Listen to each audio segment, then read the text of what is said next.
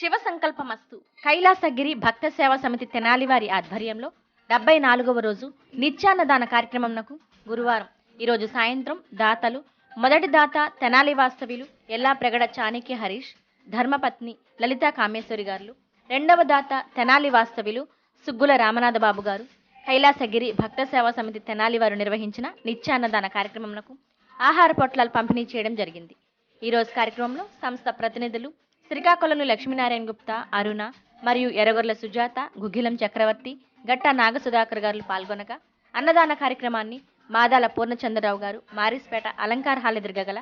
Lakshmi Ganapati departmental stores ప్రాంగణం నందు నిర్వహించినారు.